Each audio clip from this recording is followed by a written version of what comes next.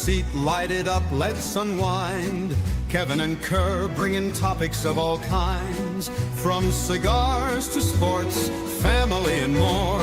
Everyday stories you'll want to explore. So take a puff or ponder away. Join the talk, it's the highlight of your day. Puff and ponder where the sparks ignite. Conversations blazing day or night. Tune in now, let the stories take flight. It's the Puff and Ponder podcast, where we get it right. From fast cars to last night's game, family laughs or today's big name. We've got the topics, we've got the vibe. Stay tuned in and enjoy the ride. So lean back, relax, take a break. Kevin and Kerr got the chat you'll appreciate. Puff and Ponder, the show that's great, where conversations ignite. Don't hesitate. What is going on, everybody? Welcome to the Puff and Ponder podcast, where conversations ignite. I'm Kevin from Cigar Prop. With me, Kerr, Stogie Road Cigars. Kerr, what's going on? Yeah. That's all I got to say about that. That's all you got to say about that. It's a busy day. It's glad to be on the show tonight to chat with you, see you, hang out, see what's going on. It's just been a busy week, and it's Monday. It's been a busy week already, and it's Monday. Yes, it's been a busy week, and it's Monday. So I mean, it was a fast day. I will say that, man. It was a fast day. But, I got up like at 7, and I can't believe it's already 7 already, and it's I am tired. I was supposed to go into work today for just to pick up some. I had my cigar journals. Yeah. Got delivered today, 2,000 of them, and because I'm cheap and I didn't want to pay any extra to have them delivered to my house, but they'll deliver to a business for free, which boggles my mind because the business doesn't have a loading ramp or a forklift. Neither does my house, but they'll deliver to a business at no charge. So I told the guys, hey, you're gonna have to unload this pallet by hand and just stack everything in front of my box because I won't be there. So yeah. Well, is your house that it's not a business at the home? It is, but they don't consider it because they look up it's a residential address. Even though my streets are wide, I got a nice neighborhood, a semi could get down if they wanted to, but they chose to go to my shop. That's impossible to get into with the semi. That dude was probably pissed that he's got to stop on the main street, block traffic, back into the shop. Probably takes 15, 20 minutes to back in, or he could have just drove it up to my house. But you know what? To hell with it. I don't care. Yeah. I saved money, and then I didn't have to do anything. Not your problem, right? That's it. Congrats on winning that, William. So what do you think of the new background? It looks good. I like the hopefully the flag catches on, and July will be a National Cigar Pride Month. I got Cigar Month Studios up here. I did a little bit extra with those. I actually put those. I glued them to wood, right? And then for this one over here, I did some black paint with water, washed it, kind of did a nice little coating over top of it, and then took a torch and blackened it up and roughened it up. The one over here, I did the same thing, but I used pink and torched it up. So I got kind of a black and a pink one. Yeah, Jessica was hanging up hers today, just getting a feel for where they're going to go out on the wall. I think she has like 5 up. She's collected from all the events. And I think I got one. Yeah, I think I got one when I was with you. I think they gave the basketball jersey, 23, the Michael Jordan one. Because I had that one upstairs that I kept because they were at the time I was told that they were kind of hard to get. Yeah. So I still got that one, but this one is that one actually is, I'll show you. I did some pink on it. Yeah. and then scorched it up. It's on wood. Yeah, super cool. I like Yeah, it. good texture and stuff. And then the same with the black one. I won't bring that one down, but that one, if you look at the original, the skull's wider. I just wanted it to be darkened a little bit more, and Yeah. I thought, well, since I kind of removed the freaking picture that's been hanging, I've got Almighty Kevin. I had that freaking I, that print for a, forever. for a long time. I got that for $10. It Yeah, was there you it go. was it was one of those things where it was a barber shop that was going out of business, and they're doing a sale. I Yeah. drove by and I picked up like four leather chairs for the lounge. I picked up that monstrosity of a freaking canvas, and it's fucking, you see, it's big, heavy wood, and a couple other things. I think I paid like $80 for everything. Yeah. It's a good fucking deal. Oh my god, yeah. I mean, I would have bought more, but I didn't have enough room, and I was like, well, this is and even in the house now, you know, we replaced all the chairs and stuff. I mean, I think I have one chair left where the legs fell off, and that's where the dog sits in. Because it's nice and low to the ground. Yeah. Uh, that's where the dog sits. But yeah, they were going. It was a real nice barbershop too. A men's barbershop. They had cigars, they had um, booze and stuff. But it just it was right around. I think it was right around COVID.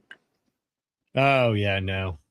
Everything was just going under. But yeah, no, I think the flag should catch on, man. I think it's I don't we don't have there's an event. I mean, there's a holiday or there's some sort of celebration every day, every month, and I thought, why not have Cigar Pride Month? Much like every flag inspires other flags, right? This is inspired by a multitude of flags, and every color represents something within the cigar community. So it definitely has been inspired by a number of flags out there, and I think we should have a Cigar Pride Month. Oh, we definitely should. Now we do. What's all his favorite cut? He's a self-taught blacksmith. I'm going to make cutters eventually. I'm a straight cut guy. I used to do the V cut and then or do the crown, a double V, and then I don't know. I never got into punches, and I've done the mandala cut a couple times, which is a triple V. But I'm just a straight cut guy now. Straight or V. And whatever Yeah. cutter I have around me, I'll cut it with. But those are the only cutters I have around me. Like you said, I used punches back in the day, and a punch for me is nothing but a cigar's straw for tar to gather. Yeah. Oh yeah. Yeah. That's all it is. That's all it is. And I mean, if I leave the house, it's my thumbnail. Like I said, I usually only cut cigars here at home. If I'm out and about, I just pop the cap off with my thumb. Yep. So Yep. I'll do that or bite it or whatever. But yeah, I mean, it's or if I have a pocket knife, just kind of take that little. Just reminds me that that scene in what was it? The Richard Pryor movie with he was the toy. And was it the toy or was it Superman where the guy offers him cigars and he just bites the end of like takes a big old bite off the end of the cigar? Wow, I don't know. I can't remember that one.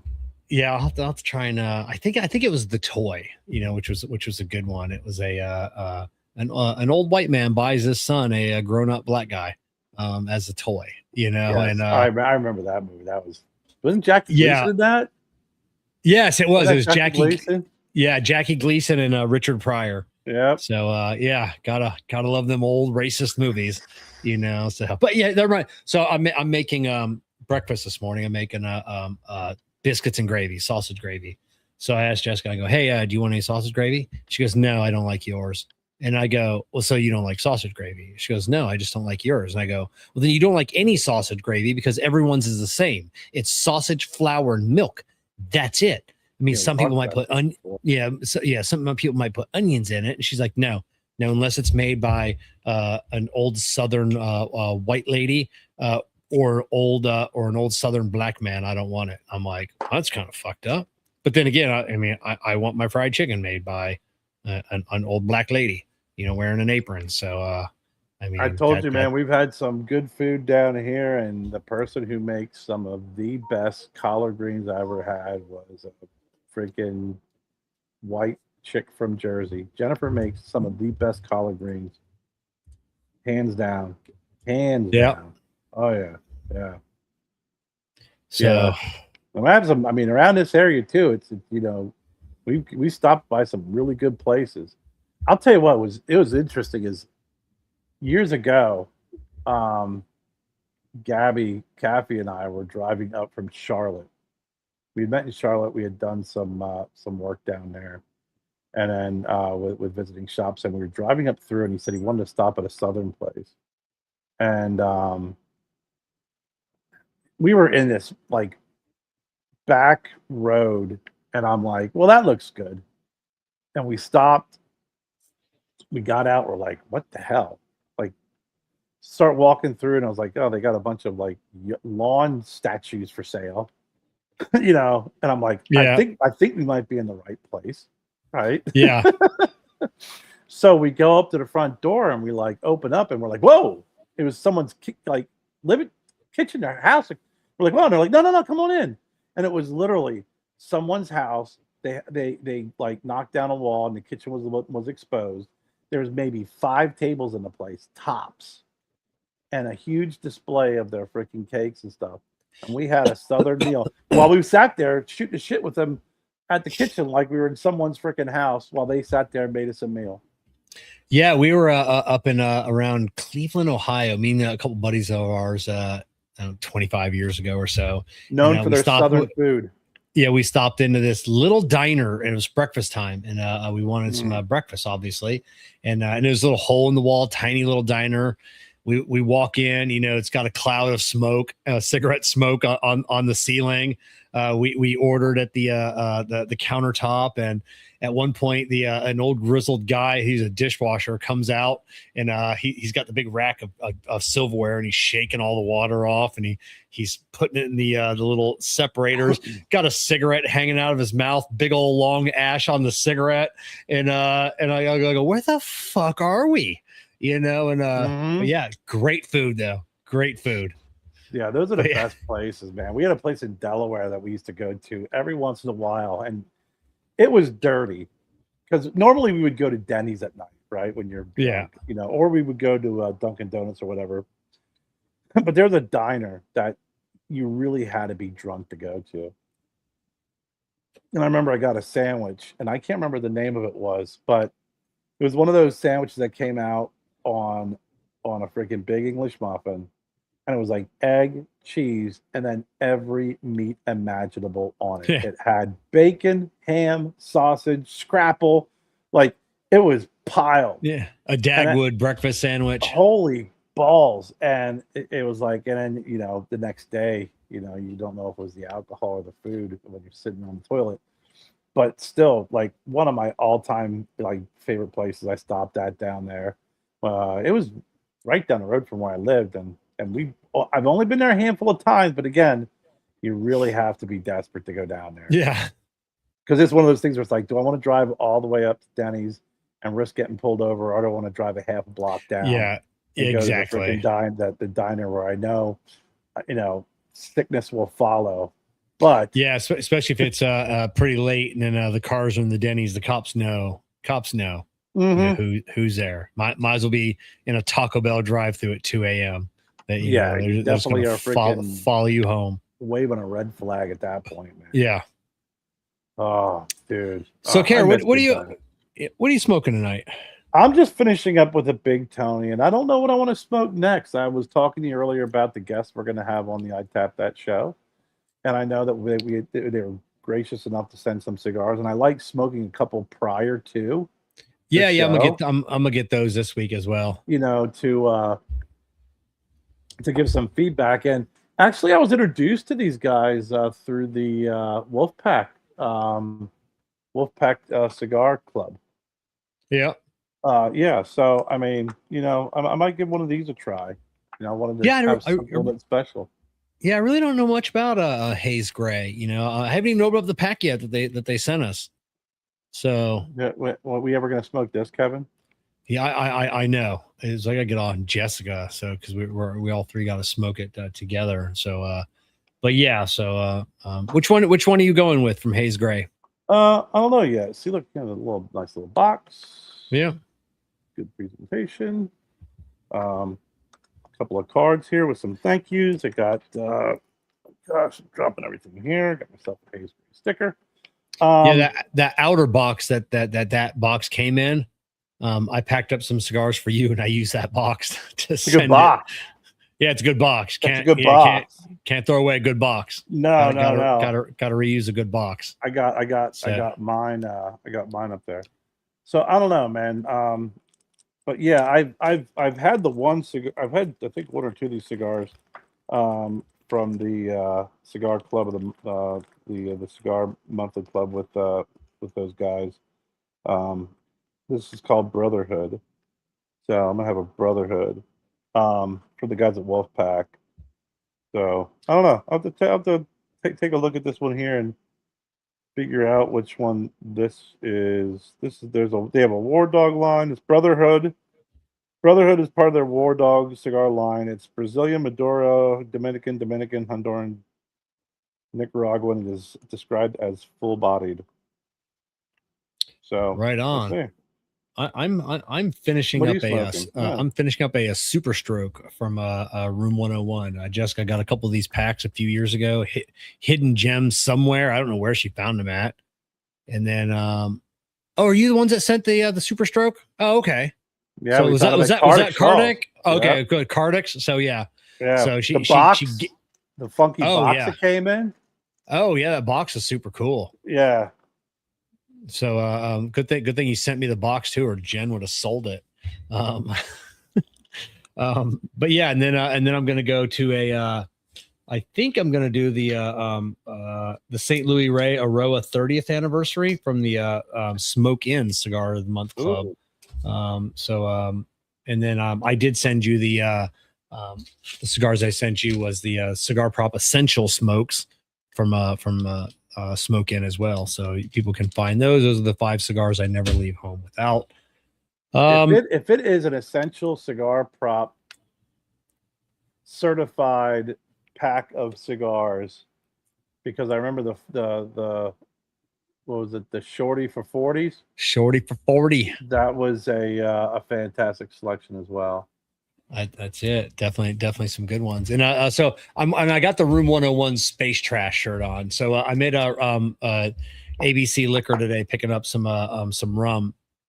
And the lady looks at the shirt and she goes, "What's that shirt say?" And I lift my beard and I go, "Space Trash." And she just had a quizzical look on her face. I go, "It's from Room 101 Cigars. They're cigar company, and I smoke their cigars." She goes, "Oh, but you don't smoke any of our cigars?" And I looked over at their humidor and I looked back and I thought of you because you sent me the that clip of from Parks and Rec where Ron goes, Ron Swanson, the Home Depot guy, "I know more than you." And I looked over and I looked back at her and I go, "I have more cigars than you." And and she's like, "What?" And I go, "Yeah, I have a walk-in humidor in my house, and I probably have twice the amount of cigars that you have here." And so we talking a few minutes about cigars, whatever. She's like, "Do you have any cool cigar boxes?" And I go, "I got a few." I go, "I throw out generally, at the end of the year, I'll usually throw out, 50 boxes or so." So she's like, "Well, if you have any cool ones, you can bring them by." And I'm like, Do you need cool ones? I don't know. I'm like, all right, I will do. I'm just going to take my rum and go now. How about some recommendations on good cigars that you should put in your humidor that people would want to buy? Now, you would rather have an empty cigar box. That's cool. Yeah. Yeah. I don't know. Whatever. But yeah, that's really like, I have more cigars than you. That's funny. Sorry. That is a great line though, that moment. I know more than you. I know more than you. So... Then I had a company reach, and I've been ignoring them for a while. I mean, they haven't messaged me in a while. I just haven't messaged them. They sent me a 5-pack of cigars, I don't know, a month or so ago. And I smoked like 3 of them, because it's a small company, and I'm always willing to give a small company a chance. I'll smoke one, see how I like it. If it's good, I'll smoke a second one, throw it up on the gram. Hey, check out the cigar. I liked it. So I smoked like 3 or 4, and none of them were good at all. And no, it was 4 because I smoked because I had 1 left in the pack. So he reached out to me today. "Hey, did you get the cigars? How do you like them?" And I go, "Listen, me lying to you isn't good for either one of us. And I go, they're not good. And I go, they're just bland. They don't have a lot of flavor to them. And then just went on a little bit, and then I sent her, sent the message, and then I went in the humidor and I grabbed. I go, I don't know, I'll smoke the last one. So I lit up the last one, got about halfway through with it, and she sent me a message. He or she, I think it was a she, sent me a message afterward, right there, and it's like, well, maybe like the cigar wasn't for you, blah blah blah, whatever. And I took a picture of the cigar that I was smoking. It was cracked. I mean, the construction, it was just, it's you're right. It's bland. And she's like, well, I passed the info to the owner, and he's going to order some of your cigars to see what kind of cigars you like smoking. And I read it as like a veiled, like, oh, like my cigars. Well, let me order one of your cigars and see what you have. And have what you going on. That's how I read it. And more or less, and those folks are always gonna. That is a little bit of retaliation time. No matter how good your cigar is, it's gonna get blasted. Yeah, that's it. So I mean, they'll have some kind of issue with it. Yeah, exactly. Because you know what? That's the whole. Got to exact a little revenge. Kevin didn't. He criticized their cigars. So listen, man. Some people are just shitheads. Some people are just shitheads. So for a 48 liter humidor, first thing I would do, because I know you're just getting ready to pick this one up, so you're definitely not going to season it. You're going to fill it to 90% capacity, because that's humidors work their best, and you're not going to put any humidification in it. You're going to get like a really good a hygrometer, like the new Cigar Oasis Digital 5 or Caliber 5.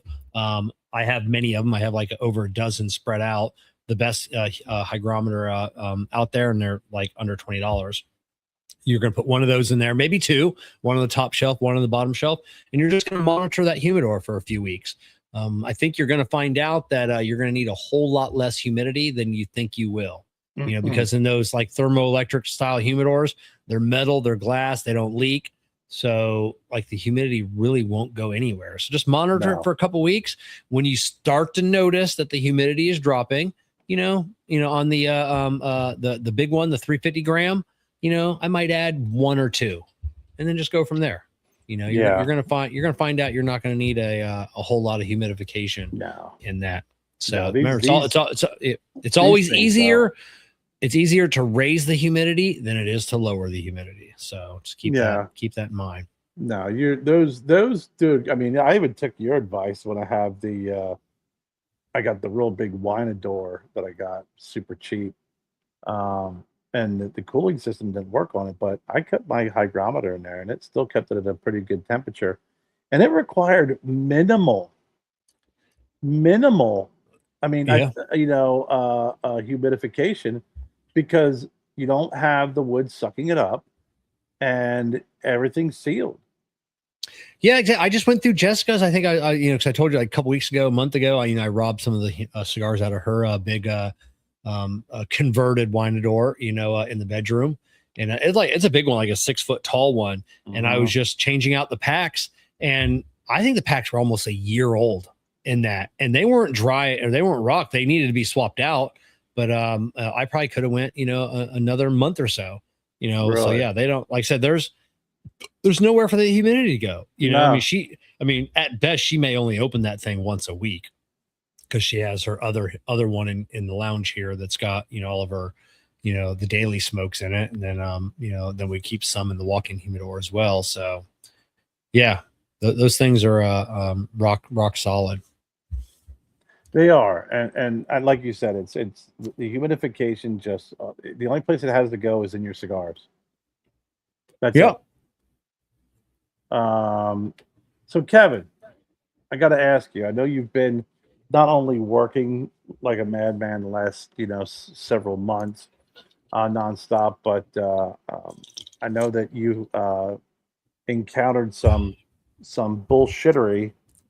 And I think there's some good lessons learned out of this, with everything you've gone through. So I saw the article that you posted, and it was a very interesting, it was a long read, but it was an interesting read because it did break everything down.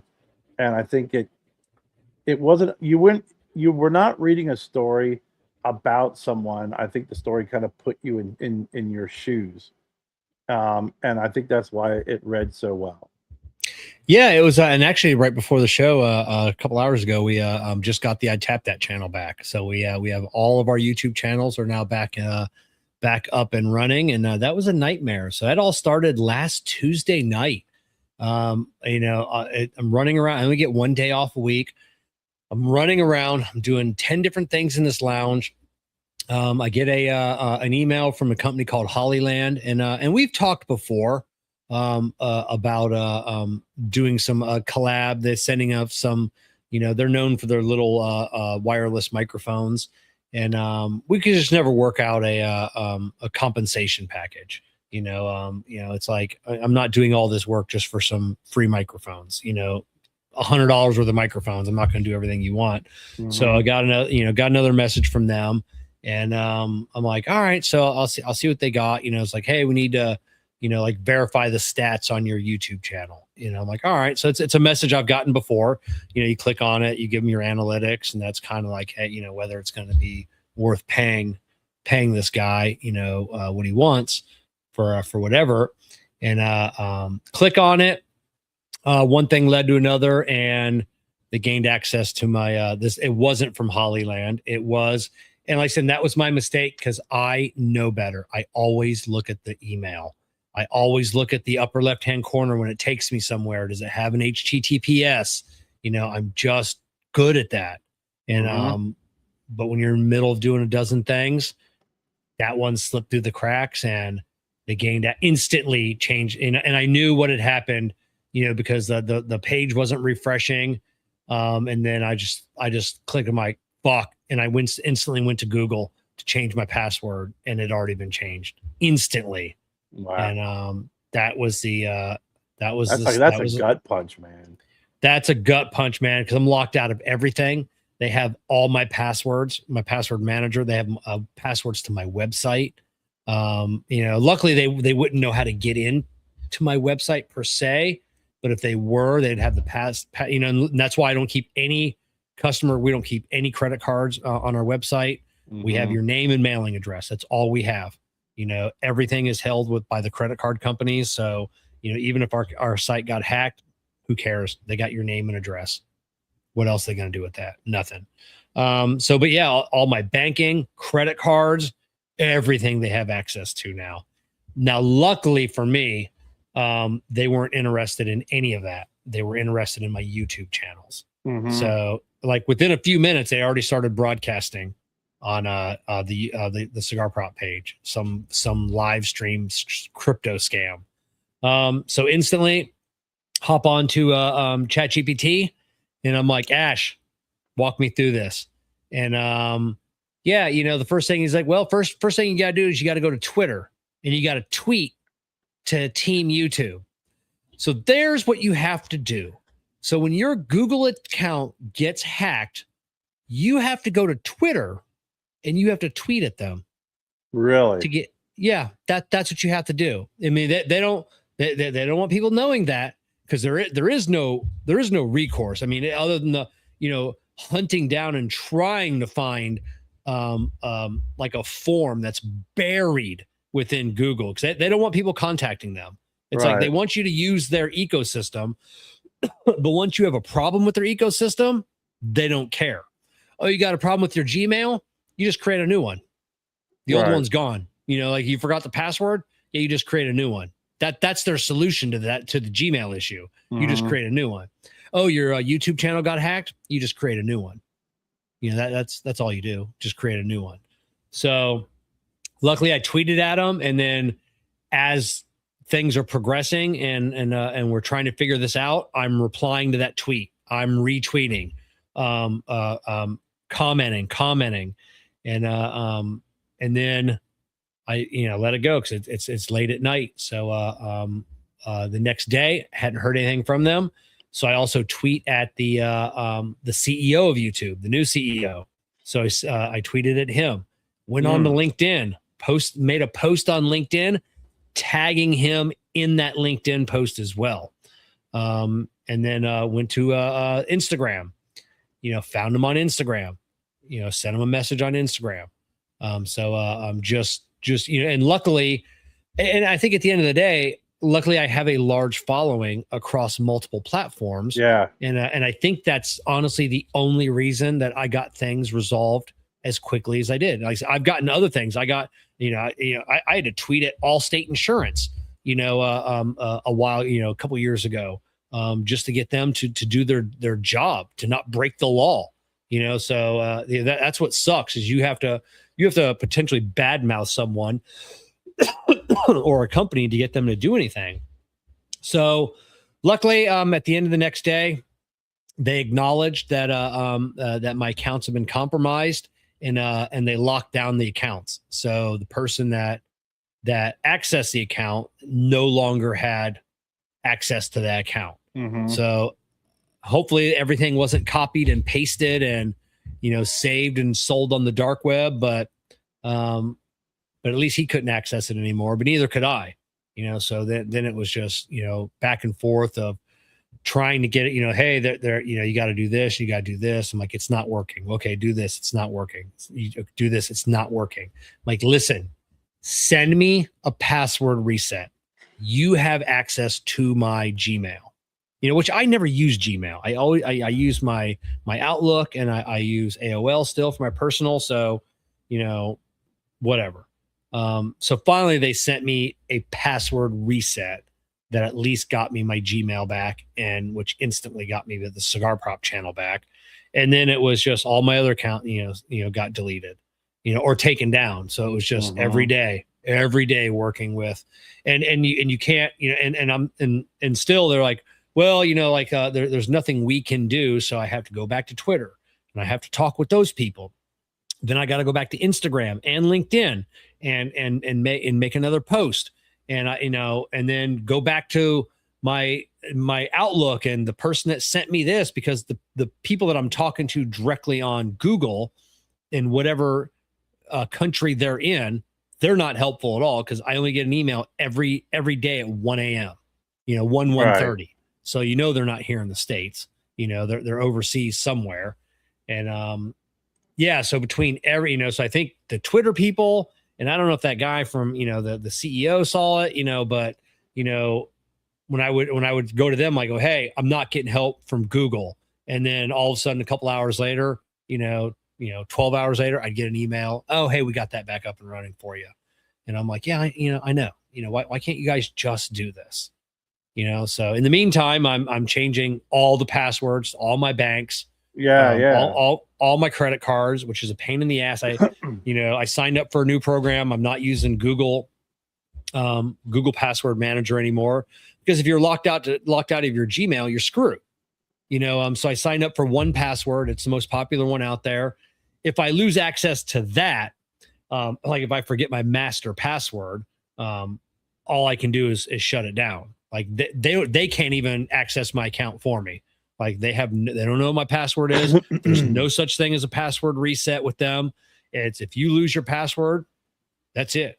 Your account is not, you got to create a new account and start, new passwords all over again, which is fine with me. At least nobody else can get them. Yeah. And then I bought some Yuba keys, like Swiss keys. They're actual physical keys, almost like a USB thumb drive is what it is. And, they're physical keys that I have to put in my computer. Like if I want to change. Oh yeah. If I want to change those, we used to have those with Enterprise Rent-A-Car. So key fob. Yeah. So if I want to change the password of one of my accounts, like you could steal my password and get in if you were really, really diligent. Like if you were like hardcore, you could get into my accounts, but you cannot lock me out unless you take that key and you put it in my phone or my desktop. Now, is it a key, or is it like I have this for work too? But years ago when I worked at Enterprise, we used to have this little key fob, and it would and you could actually get this also for Microsoft. It rotates the numbers. It changes the numbers like every 30 seconds or every minute. So whenever you log into something, you have to have that number to log in as like a to do the double authenticity. Yeah, no, it's not revolving. The key has like a 20 character code for that key. So I have to tell Microsoft, I have to tell Google. I plug the key in, and then I tell my bank and I tell Google this is the key. So it has to recognize that 20-digit whatever code. Okay. And it also has NFC. So if I want to use it on my phone, I don't have to necessarily plug it in my phone. I can just turn the NFC on my phone, and then I can just hold the key up to it. Yeah. And but yeah, so in order to change the passwords, that key must be inserted in a device in order to change any of the information, my phone number, my email, my passwords. So not saying it's impossible, but it's damn near impossible to ever lock me out of one of my accounts again. Well, that's why you have those in place. Like I said, I have one now currently at work. You have your Microsoft, and you have these other apps that you can get that basically every single time if you want to log in, it'll push a notification to your phone. Yeah. And then you have to accept it. Or if you want to log in and it asks you for the number's on the phone. There's unless like you said, unless you're in my house, you have my password, my username, my password, and you have my phone in front of you, that's the only way you're going to get into my stuff. Yeah, on mine, I have double. So if it'll ask you for the number on your phone, but I have to put my thumbprint in first. So I have to put my thumbprint in, verifies my thumbprint, and then it'll ask you for the code. So even if you had my phone, you still need my thumb. Yeah. To put the double off. Yeah, there you go. So cut my thumb off and then put it in my phone. Like all the movies, right? Yeah, because then you can get into my Gmail. Yeah. So, but it was a trial. It was a long 6 days of just waiting, emails constantly, and just keeping an eye on every credit card, every bank account, just to make sure nothing looked odd or out of place, and then just constantly. But it's made me wiser, and I think it's made me safer, because I was one out of the habit of reusing passwords, not a lot, but I do reuse passwords. And now that, I do have a password manager, which has crazy long like 15 character passcodes. So yeah, it's, so I've come out of this ahead, or at least better, wiser. And then now I need to set up, different brand accounts on YouTube, because if one of your channels get, because I have 6 YouTube channels, and 3 of them are all tagged to one account. So if one account, goes down, like if I do something shady on this one, it automatically takes down all 3 of them. Right. The other ones stay up because they're on a different brand account with a different Gmail. So I've got to get each account set up under, or each channel set up under its own brand account. So that's the next thing I gotta do. But I gotta wait 7 days, and I gotta log in from to my Google account from my computer multiple times. But so Google will see that I'm the one accessing this account multiple times, so they'll understand that the account is secure, because I had to give them my IP address, and so they're going to monitor the account for the next 7 days before I get full access to everything. You gotta tell you what, though, I know it was a long 6 days, so I'm not going to discount that, but I'm pretty impressed that you got everything back in that amount of time. Yes, because in the meantime, I've had people message me, I've had people comment that basically says you're fucked. Because I've gone through this before. There is no getting anything back. Your channels, they're gone. You're never getting them back. And I think just even ChatGPT, Ash, he kept reassuring me. He goes, "You've got a significant profile on social media. And he goes that they're going to take that into consideration, with the speed at which they're helping you. Well, that's great, man. I'm sad. I'm upset that and that you went through all that. But I think that it's even kind of it has had an impact on me, where I'm rethinking all of my username and passwords because I keep everything because I got so many damn things I'm logging into between work, and here. And then when I was scrolling through it after that happened, I'm like, fuck. Then that's I gotta do something. I gotta do better. Yeah, I had 358 websites saved with passwords, and it was like 118 of those sites used the same password. Yeah. So yeah, and it was Son of a bitch. I swear after it was funny because after that happened and we were going back and forth, I was scrolling. I was like, "Come on, Kerr, you got to do better than this. You're like that person who's like, hey, well, what'd you get in? Oh, their password is password 1 2 3 4. I'm not that bad, but I mean, I had some old passwords for some like old websites, that I rarely ever visit anymore. Just I can't think of one of it, but it was something like Kevin 1 2 3 4. It was something like that. Like from like 15 years ago. And I'm like, well, who cares what if they get in there and see that I bought whatever a saucepan 15 years ago from whatever. So who cares about that one? No saved info anyways. I think our bad habit got into it when we had, got 3 kids that need to get into multiple different places. So you just keep it the same. So everyone always knows what's the password. Oh, it's the normal one, okay, great. And they go ahead and do it. And then after a while, you're like, well, I'm a 55, going to be 56-year-old man. And I got the freaking password of an 8-year-old. Yeah. Oh yeah. Yeah. Terrible. It's yeah, and every now and then I get I have a couple different monitoring apps, so they'll get, hey, we found 3 of your passwords on the dark web, for these sites. You're going to want to change them, and they're always like the old ancient sites, so like bumble.com or whatever, and it's just like, who the fuck cares if they have that password, but then it was like, ah, shit, what else has that password? So I know it's I swear, man, when I get I'll get an email, I'll be like, come on. Like it is so hard to be able to tell. I mean, it's not hard to be able to tell it, but it's like sometimes shit slips through the cracks and you're like, how did this happen? Well, it's because there's just so much spam out there anymore that it's hard to even be able to determine what's, it's like sometimes legit stuff does slip through the cracks. It does. Unfortunately.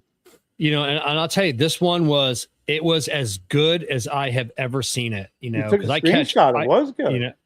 It was, and then the only thing I couldn't take a screenshot of because I didn't want to click back into it, was the website they sent you to, which I probably could have clicked back into it. As long as I didn't click on anything within the site, I'd have been okay. Right. But I didn't even want to, let them know that that website was being accessed again. I didn't want them to grab my IP address or anything else. So, and that's another thing. I've been over the last few months using a VPN. Masking my IP. Just rotating around the country. Sometimes Canada, sometimes Mexico, and which is a pain in the ass, but it's keeps me a little bit safer as well. But yeah, it's they did a good job this time, and they caught me at the right moment, of just, I'm like, yeah, fuck it, and click on it. Let's see what's going on. Hollyland, you've been dicking me around for 6 months now. The real Hollyland, and in this one, and it was because I get them all the time, at least I would say almost every day, or at least every other day. I'm getting and they're all scam. Hey, do you want to have a collaboration on this, and you just look at the email address and it's a dot wherever from an account. I'm like, no, Yep. no. So, Yep. but That's all I gotta do. You look at that, and it's just like, no, I'm good. I'm good. Well, I'm but glad it does, that you got it back. yeah. Yeah, you know, but like I said a little bit ago, like it's just frustrating, you know, I it's so I have to tweet at Google, and to tweet at YouTube to start the process. Just fucking mind blowing that, you know, that a core, which I understand. It's I mean, they probably got, you know, they got billions of users. There's no way that they can have a Help desk. a help desk. It would just be it would be inundated 20. I mean, you could have 10,000 people and it would be inundated 24 hours a day, 7 days a week. It would never end. And they just you can't have that. But there's gotta be like something, you know, like Amazon. It's almost impossible to get any help at Amazon. But I have an account with Amazon. I have a seller account, which I do very well and do a lot of sales. I have somebody that I can call. Like I can call Amazon, and speak with somebody about my account if something happens. You know, I'm not saying I'm any more important than anybody else with a Google account. But at the end of the day, unlike a lot of people that just have a Google account, I make Google money. You know, so you know, be it on streaming on many different channels. It's my hundreds of Google. I am now in the top 5% of Google reviewers in the country when it comes to restaurant reviews, which they use that to sell advertising space. So I make Google money. I should be able to contact Google fairly quickly with a legitimate concern. Yeah, I don't think you're saying subjectively you're better than anybody else. I think objectively, when you take a look at, like you said, it's the numbers game. What do you do? What do they do? You know, what do you do for them? And that's, you get priority. Yeah. You know, because if you didn't, then it'd be like, well, then what? You know, there's no incentive. There is no incentive at that point. Yeah, that's why I'm migrating away from the Google sphere. You know, just like, you know, you guys really didn't want to do anything to help me. You didn't make this process really easy, and it's obviously none of us can ever get away from Google. You know, it's just you can't even even iPhone people can't get away from Google. Everybody, you know, if you want to watch YouTube and you want to sign in, you know, so. Yeah. But yeah. Well, that sucks. Also, man, Lindsey Graham died. I know. And he had just spoken with Trump like 12 hours prior. Yeah, he got was off in Ukraine. Yeah, just in Ukraine. And man, I'll be interested to see what the the sudden illness. What was it? A stroke, a heart attack? Well, they're saying basically he had a rupture just due to prolonged plaque building up in his arteries. Oh, is that what it was? Yeah. It was heart attack, but I don't know, man. What's funny is that, you know, when you saw that he died. So it's basically hardening of the arteries, right? This is basically what it was from. And you see all these folks are like, oh, I see the MAGA people are starting to question it. And I'm like, well, hold on for a second here. You know, why wouldn't you question that?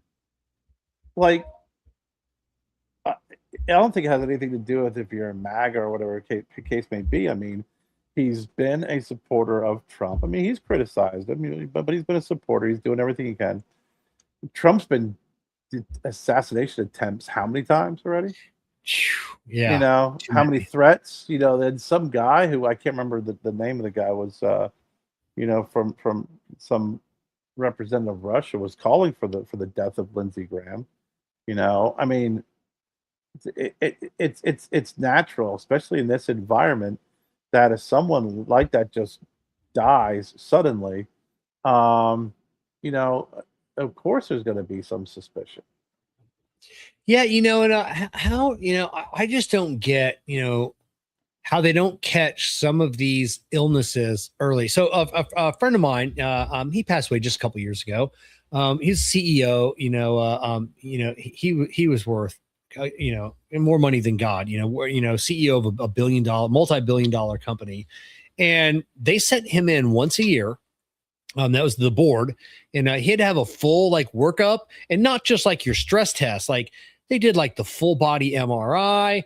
They checked his heart. They checked all the arteries, and they had to sign off on it every 12 months, every 365 days. He had to have an entire workup done, just for the board of directors, just to make sure keep them happy. And he ended up dying suddenly, of what do you have, like a heart attack or like brain hemorrhage or something. And it was just, something that didn't get caught. Yeah, well, it's not but some things you can't catch. I mean, some things you can. I mean, this is the hardening of the arteries. So, unfortunately, it doesn't matter. You have it. They'll try and treat it, but a lot of these things get worse. Or when you're flying all the time, you're not moving I know around. that Blood clots can build. blood clots, Can cause issues. Same thing when it comes to brain hemorrhage. I mean, you could be perfectly normal one day, and the next day, boom, you're dead. It's amazing. I mean, even my brother, when my brother died of a heart attack, and he was at a cardiologist, a couple of weeks prior. It's the body's just, some things are just they're just unexplainable. They just happen. No matter how hard you take care of yourself, no matter what you do and what you eat and what how many times you take a trip to the doctor's office, sometimes the body just, shit happens and poof, just the reaction happens, and you're done. Yeah. Like a billion times he's almost been killed. Yeah. And then we got, which is funny. I've been watching all the memes on X and of what's his name? Turtle Man there. Mitch McConnell. Mitch McConnell. Brutal. And it's all like the videos of like and it's all AI generated deep fakes. And he's like, I'm okay. And he's like doing push-ups or he's doing cartwheels or stuff. And he goes, yeah, I'm fine. Nothing to see here, folks. I've seen one of him doing the Thriller dance, him coming up and doing, and he was like, I haven't seen that one. It some of the stuff's pretty. It does make me laugh a little bit. I mean, you don't wish death upon anybody. Well, no, but it's just another reason to have term limits. Oh my God, yeah, age limits. Because you looked at him. I mean, what are those the last couple out there in California that they're that they got to prop up? Yeah, and then who's the one that was like they had to like, oh, you got to sign here. You got to sign here. Oh yeah. You got to raise your hand. You got to say yay on this vote or whatever. Oh yeah. And, I mean, they're all all those. A lot of them are just old. Some of them, even Diane Feinstein. Feinstein, that's who I'm thinking. Died in 2023. And I'm sitting there thinking, you haven't been present because you're at home sick and stuff. It's but you can't vote or whatever the case may be. What's her face from the Supreme Court? Ginsburg. I mean, it's like they're wheeling corpses in, just to keep that seat filled. They're prolonging this. Both sides are guilty of it, and I personally think that it is such a display of how much power means to someone that it devalues the quality of human life. And like you said, I think it really does push a narrative that has some serious traction of term limits. Yeah, and I believe in term limits for the Supreme Court as well. It should be, it should be, on the Supreme Court side, I could see like a 30-year. I could see that being a long term. But I don't know, man. That's a tough one, bro. I mean, when you got that is one of those things when you start doing term limits on the Supreme Court, you're I think there's a reason why they have the term that they have the lifetime appointment and the way things go. I mean, if you had term limits, you could have some serious fluctuations, going on. I mean, yeah, I don't. Yeah, you're probably right about that. But I don't on know. but in the Congress and the House, there's got to be, make them 12 years. I don't care. Make it a long time. Make it 15 years. I'm fine with 15 years. I'd rather see 8. Like a president. And governor. I mean, I think you could do 3 or 4 term limits. I don't think there's anything wrong with that. I think it's you're being voted in by folks. They trusted you. I get it. But I I just think that when I see people going into politics and they're like, yes, when such and such went into politics, they were fresh out of law school and they were worth, have value of $100,000. Now they're worth, $30 million. You don't see people going, Yeah, hey, listen, here's the deal, man. When I got out of college, I got a job. I got a government job, and I've been in my job for 20 years, and now I'm a multimillionaire. No, you're not. People at the freaking post office are not multimillionaires. People who are freaking working at freaking any government job, your normal government job, are not coming out millionaires. The people who are, because they would be arrested if they did. well, the people who are making the laws and the people who know what laws are going to be passed and can actually place money and invest and freaking reap the benefits from it's insider trading. It's being in politics at that level is the ultimate insider trading, and they throw freaking Martha Stewart in jail, for freaking selling stocks or whatever the hell she was doing. Yeah, if Nancy Pelosi's secretary, became a millionaire, we would throw her in prison, Right. for insider trading, but the same information she read and typed it up in a report to gave it to Pelosi can trade on that and nothing will happen. Nope. But no, it's terrible. I like that guy who they started a website where it was following politicians. Follow these politicians. Here's what they're investing in, and the fucking people follow and make money. Yeah, it's crazy. It's absolutely crazy, and I don't know. And it's just, and it's funny, even the left and the right. When someone brings it up, even the ones on the right, be like, well, we can't. What are we supposed to do? Divest our interest?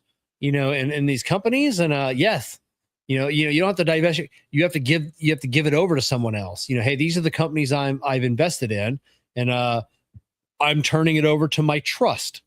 To make decisions on these companies, and I can't buy any more. I can't buy any more stocks for the entire time I'm in Congress. They should be able to. And there's raw. I know they talk about laws and regulations and rules about what companies you can work for after you leave, because the other thing too is their lifelong freaking their pension plan, what they get. Pension and medical, they get it for life. As long as they don't get thrown out of Congress, as long as they go out, they either retire or they get voted out. Yeah. They get that. I mean, if you get like the George Santos and they remove him, he loses everything. Yeah. But yeah, that's crazy, isn't it? Yeah. All you have to do is 4 years, and you get medical for life. Yeah. You just gotta serve 1 4-year term. Yeah. Yeah. They're gonna appoint Lindsey Graham's sister. Yeah, I just saw that before the show.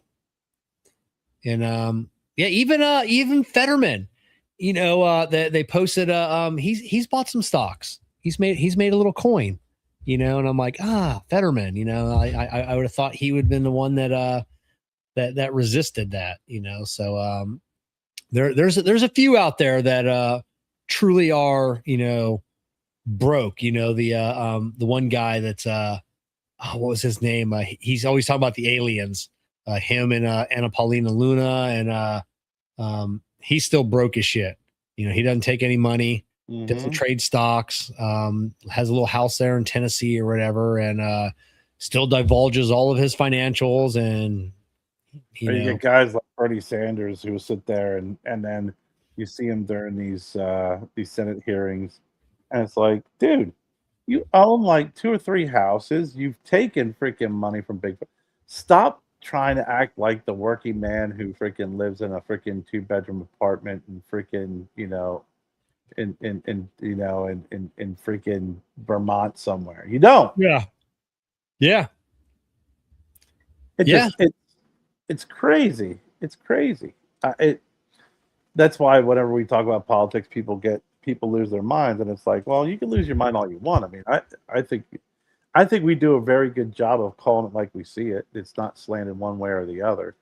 The problem is that the objectivity of things have just been removed. So the objectivity of things have been removed to the point where the more objective you are, the more that it angers people, and they want to put you in a column. They want to put you in the Democratic column. They want to put you in the Republican column. They want to call you a MAGA supporter. They want to call you a freaking screaming liberal. And it's like, no, whatever happened, it's just good old common sense and being objective about things. If it's good, it's good. If it's bad, it's bad. There's going to be subjects that you're going to have your personal opinion on. And if someone disagrees with me, or if I disagree with them, then fine. That's their right. But we want to get in this freaking heavily critical hate mode. And I think that, when it comes to politics, you and I just kind of go, hey, this is the reality of things. Don't shoot the messenger, Exactly. I mean, I'll call out the right every minute, just like I call out the left. It's crazy. 100%. Yeah. Oh, I just been watching the gubernatorial debate here in Florida, and it was hosted by Patrick Bet-David on like his podcast, and kind of a lame ass debate though. But one of the guys, Byron Donalds, who's running for governor in Florida, who's not even from Florida, he's from born and raised in New York, and didn't even show up to the debate. He gave his excuse. He's like, I'm polling at 51%. I've raised $100 million. He goes, when anybody, basically his exact words, when anybody comes close to me, I'll debate them then. And I'm like, yeah, that's going to leave a sour taste in the Floridians' mouths. That depends. I mean, when you think about it, a guy saying, I'd rather go and be with the people in Florida and the voters than stand on a stage. But he's not he's not making the rounds. He's he's catering to the rich, and because he's got President Trump's backing. The other 3 candidates are really good candidates. One is our lieutenant governor now. The other one was former Speaker of the House here in Florida, and the other guy is his name's Fishback or Fishbaum or something like that. Yeah, Fishback. He's gaining some momentum, and those are the guys that are pounding the pavements. Guys visiting the counties, the towns, doing the town halls, and I'm not digging on this Byron Donalds, and it's a lot of the AI, like the hyper data centers. Basically, he's like, well, they're coming whether we like it or not. And the other 3 candidates, like, not on our watch, they're not coming. And then I just read a great article on not read it, watched a great little YouTube video on, and I got to look into it more, of the Chinese influence on social media pushing the negative effects. Because like right now in the US, like 84% of people have a negative opinion of these hyperscale data centers, and it's leading back to Chinese influence trying to turn Americans against data centers, and they're asking why. Because I mean, China is our biggest competitor when it comes to AI technologies. So do they want to be the leaders in AI? And they're like, okay, we'll just get the American people against AI, against these data centers, and and they won't get built, and then we'll have all of them. Now, I don't want one in my backyard. I've seen that one, where Elon has the intermodals that have turbine engines on the inside of them, and you'll have, like the noise. I mean, and now I think that one is out in the middle of nowhere, and not really close to town, but these other ones that are close to town, and it's like, it's a constant hum all the time. Then you had, I think Pennsylvania is the biggest offender of building them and then passing along the utilities to the consumer. They come in, the state says, hey, we'll give you the tax incentive, we'll build everything out, we'll supply you with the electricity, and then like, okay, so it's $100 million worth of new infrastructure for utilities, and the residents, you guys have to pay for that, by the way. So now your utility rates are going up, a couple $100 a month. So that I don't. No. Yeah. So no, that's horrible. But yeah, so I'm interested to read more about that, about the Chinese influence in the data centers. And data centers coming whether you like it or not. I know they are, and I know that they are needed. But I think obviously the strain on utilities, be it water, electricity, everything else can really affect a community. That's why we really do need nuclear to make a comeback. Either building nuclear facilities, like they're going to reopen 3 Mile Island, or like the smaller compact nuclear generators, so to power these places. So but and then it's the cooling. It's right now they're cooling with a lot of water, a lot. Well, I mean, look, I mean,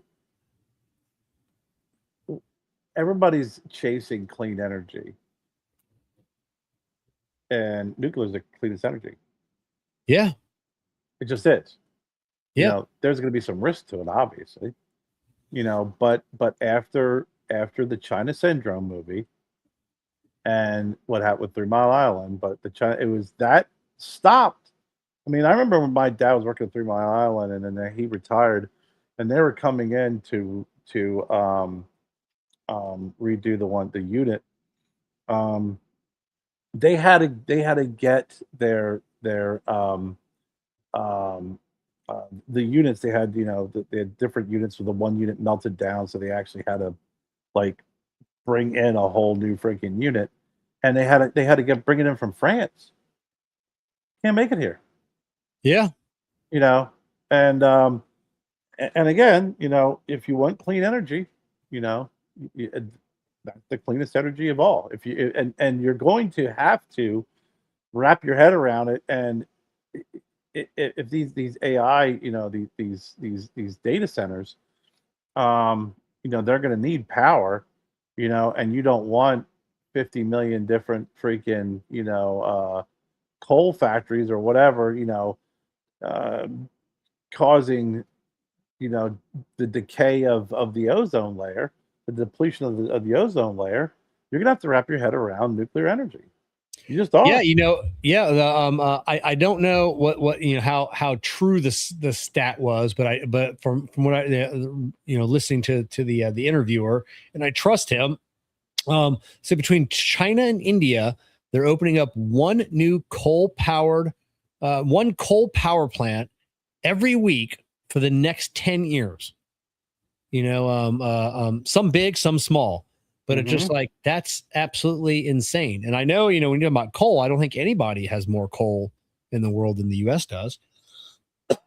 Yeah. But Yeah, I don't know. We need to figure it out. We need to figure out. I've been watching a ton of Mike Rowe lately. A lot of interviews that he's done. Him being interviewed, and he interviewed JD Vance. JD Vance is kind of on his little book tour, and I've been watching a lot with JD Vance. But the U.S. government, China built 300 ships last year. We built one. Newport News shipyard, they said right now they could use 300,000 workers. 300,000 workers is what they could use today. And just to start getting caught up on their backlog. And that's not even what they really need. But they could hire 300,000 people today. That's crazy. Micro said that the next millionaires will all be electricians. Electricians are the new millionaire job. You want to become a millionaire in your life?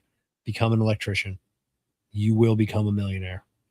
Yeah, it's it is amazing when you read those kind of things, and the statistics, the jobs that are available, and just the lack of workers, the lack of skilled workers. Yeah, they're saying for every forget what it was, 6 blue collared workers, welders, mechanics, plumbers, electricians, for every 5 or 6 that retire, there's only one person, taking their job, as a replacement. In 10 years, they say it's going to be really bad. Because I see it in my industry. I'll be 50 next year.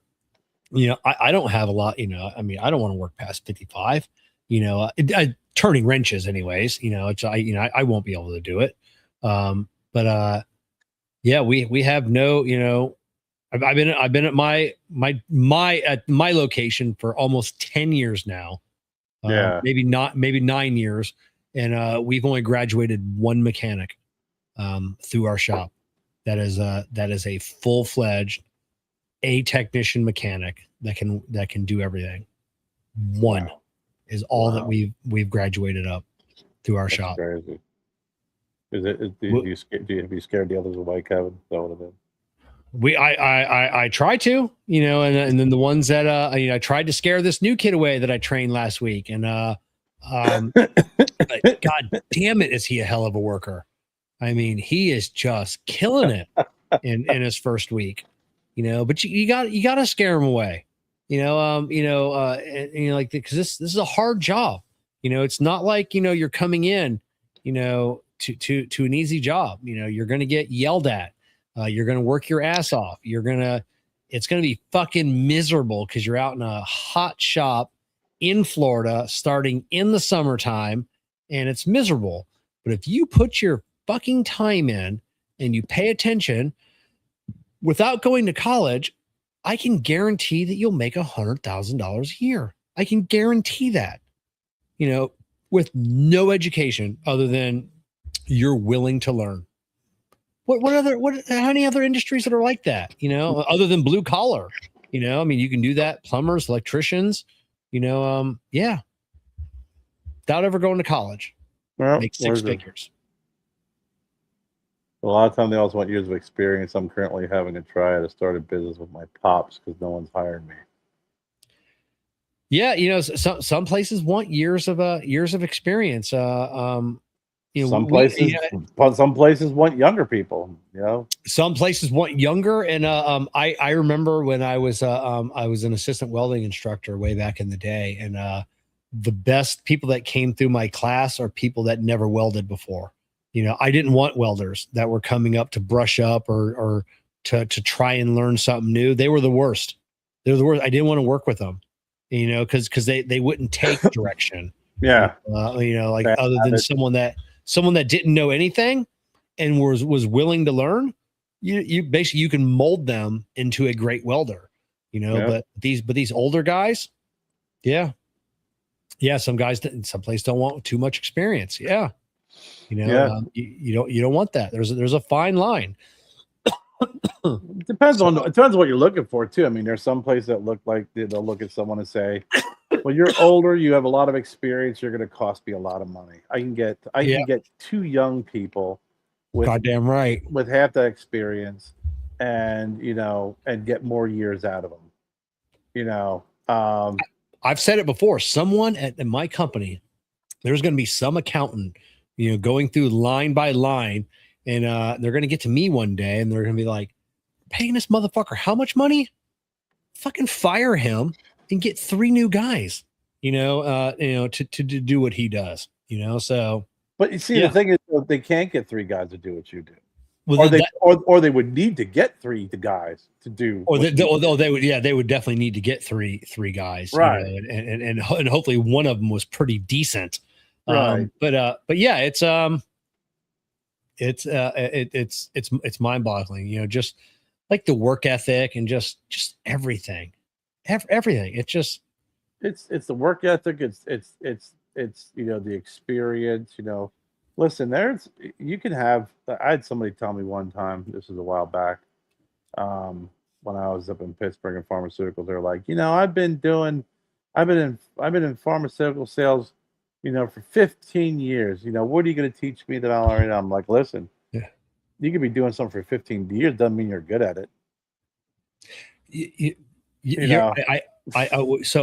say that at the shop we had a guy, we got a guy out on medical, and we got one of my other technician he was out on vacation last week, so we've had some kids come up from other stores and to help us out, and so one kid's trying to align a vehicle, and I hear this god awful noise coming from the alignment rack, and he's trying to do a compensation, a caster sweep. And now we have these turn plates that rest on bearings. And you got to pull the pins so all the bearings move. And I walk over there and I go, now it makes sense why that Nissan came back the other day with a crooked steering wheel. He goes, what Nissan? I go, the big Nissan NV, 1500, that you did the tires on. And I've never had a comeback in my life. And I go, hey, listen, I'm not trying to start anything. I go, obviously you don't have an A technician at your shop to help you out. I go, you need to pull these pins so your tires can rotate freely so you can make sure your steering wheel gets straight. He goes, I've never done that ever. I've been doing this for a year. And I go, you've been doing it wrong for a year. Because I've never had a car come back. I go, I guarantee you have. They're just not telling you. I go, because the way you're doing it, it's impossible. You can't align this car. It's not like me saying that it's impossible and then there's a chance that you can do it. Yeah. No, it's actually impossible. There's no chance of you doing this alignment properly. And so I'm trying to be super nice to him, and he's getting kind of defensive, and I'm trying to, really, keep my voice low, and then I'm like, hey, we offer a really good class, for alignments. I go, I've been doing alignments for 15 years. And I go, I went to this class as a senior A tech. I took the class. I go, I learned 3 new things in that class that I did not know. And I go, it was worth it. I go, I guarantee you're going to learn some things that you don't know. And I go, and you need to try and time this class when the ASCs come out. I go, we pay for your ASC testing. This class is really good. I guarantee if you take this class and within a month, if you take your ASC and steering and suspension, I guarantee you'll pass. And I go, then you get a $400 bonus from the company, and you get to wear that ASE patch on your shirt. I go, win-win. You get better at alignments and you'll make more money, and it was just negative the whole time. What do you say to that? Yeah, no. I know how to do alignments. And it's just like, so I called my area manager and I'm like, hey, both these kids, I go, they got the fundamentals down. I go, I'm going to give them that. I go, can you please send them to the class and make them go? And he goes, on it. So, yeah. Some people, man, even when you're trying to help them, they're still insistent on that. They're still insistent on drowning themselves. Yeah. I'm like, both these kids. I've been doing this job, and now I sound like the old man. I've been doing this job longer than they have been alive. So I mean, yeah, I know a thing or two. Do I know everything? No. I had my other technician. I left a car for him, and he sent me a message today that he was able to figure it out. And I'm like, oh, super cool. I go, when I come in tomorrow, I go, let's talk about the process of how you figured it out, because I couldn't get it. It was an electrical issue. And I'm excited to learn a process, that will help me, be a little bit better. Well, that's the whole that's the whole part of it, right? Is once you've resigned at, and here's where a lot of people our age and maybe even a little bit younger than us, they resign to the fact that they can't learn anything or that they know everything. And when you resign, when you accept that you are always learning, you can learn from anybody at any age, at any freaking, skill set. Your ability to grow is really limitless. And you continually see those folks with blinders on, and they'll always have blinders on. They'll always be right. They always know what they're talking about. They always know what they're doing, much like, the alignment guy, because, they know better. And it's like, listen, man, if you just open your mind a little bit and you expose yourself to some different things and accept the fact that you don't know everything and that you are always in a position to learn, it's amazing it's amazing how much more enlightened you'll be. Yeah. It really is. You just gotta, sometimes, the younger generation has a hard time thinking outside the box, and a lot of times using social media to their advantage.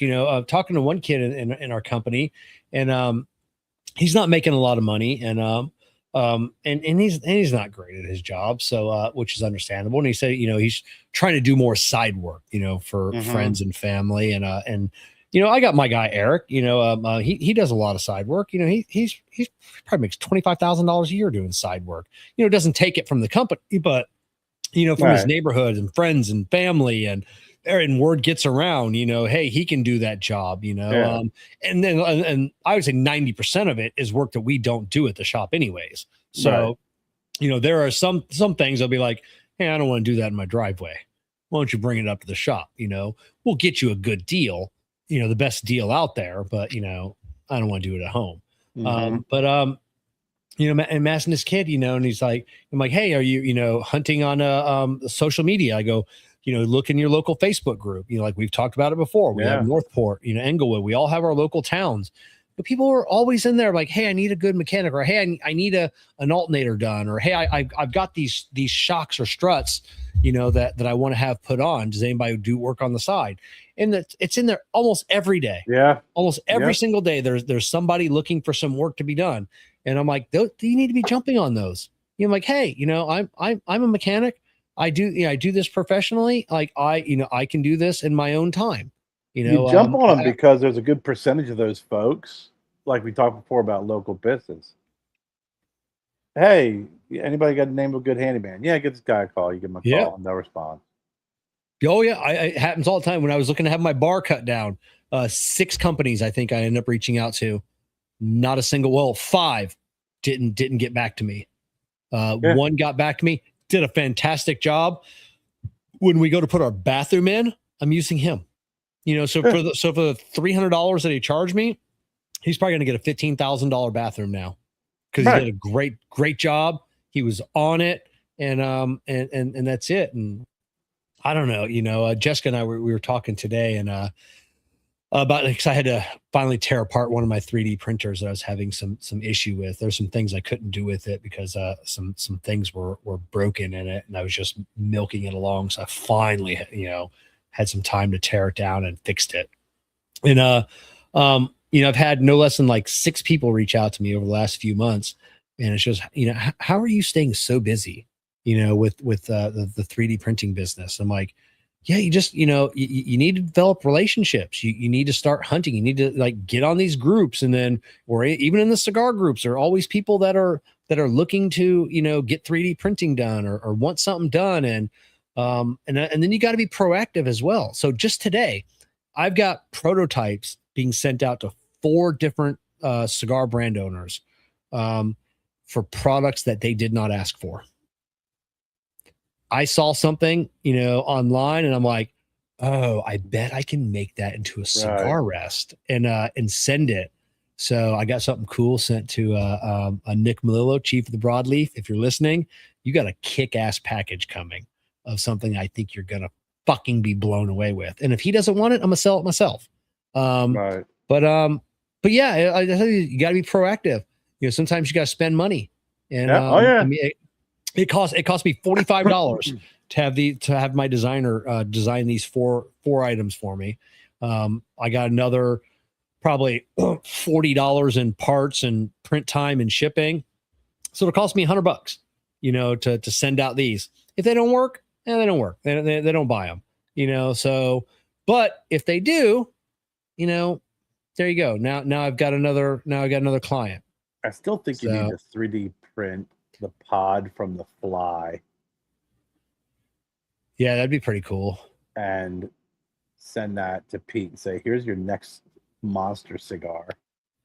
Oh, the fly. Yeah, was the fly can say, but he's Because more you can, old. He's more old school monsters, though. the fly is old school, Yeah. but I mean the old fly was Vincent Price, right? The fly.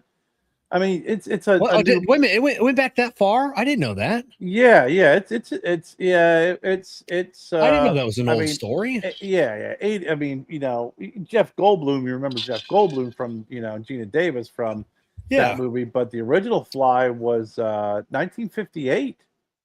Get out. Was it the same? Like this? How did he turn into the fly? Was it the pods? Well, it's 1958, so he probably got a fly in his freaking dim sum, and No, radioactive fly that bit him. yeah, You yeah, know.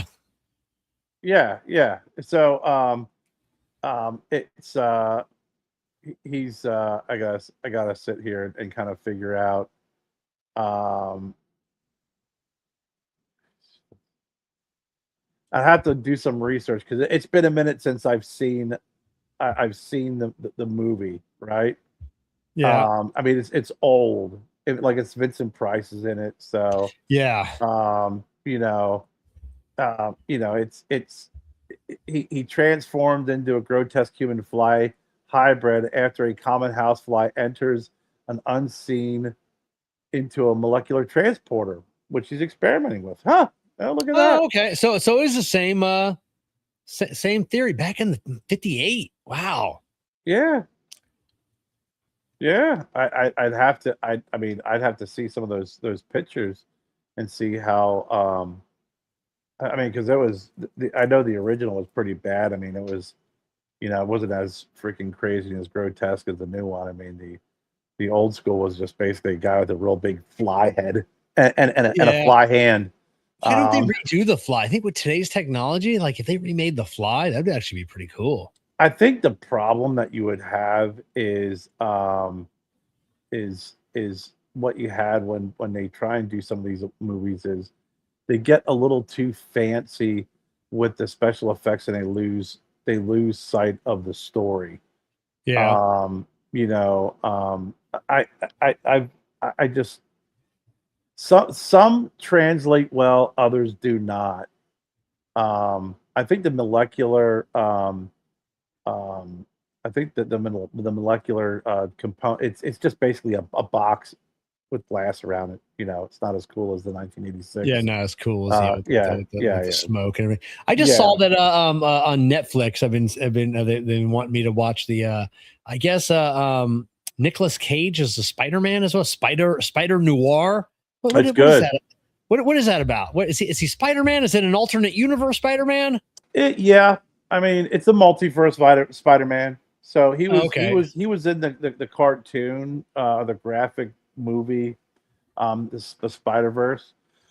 So it's these and Doctor Strange movies kind of open us up the door too, but there is a multiverse of different types of Spider-Man. That's how in the last Spider-Man movie, all the people who played Spider-Man, like Tobey Maguire and all them, were all in the same movie together, and all they're bad guys because they're from different universes.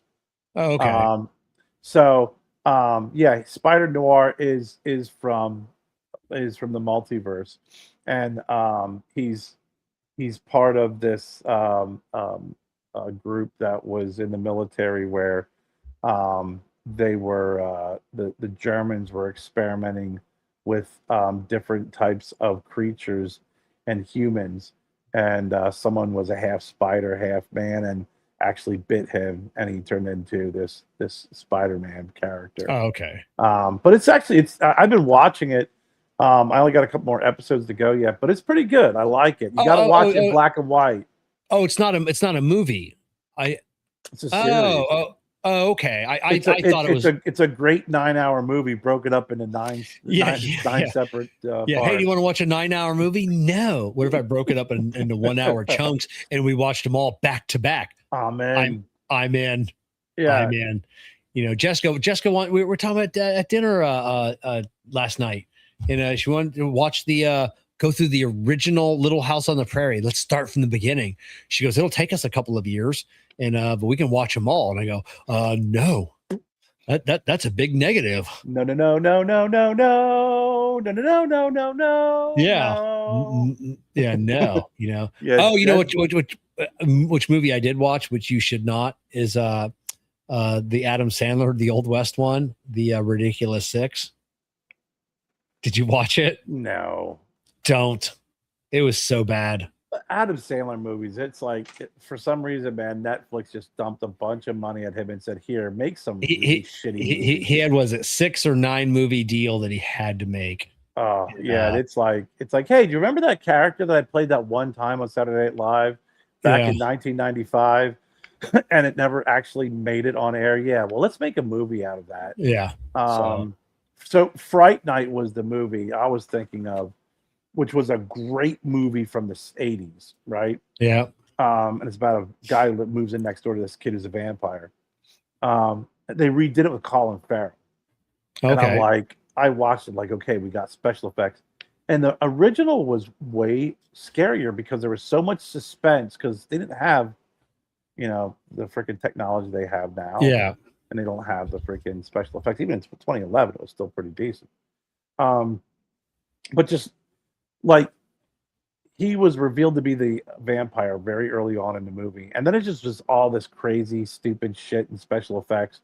Where in the original, it was like it took a long time for him to be revealed to be the vampire. Yeah. And I'd watch the original more than anything else. The other thing is funny. We were talking about Little House on the Prairie and the new version of Little House on the Prairie. And Jennifer was always a Little House on the Prairie fan. Yeah, same with Jess. Yeah. So Jed does not like the new Little House on the Prairie.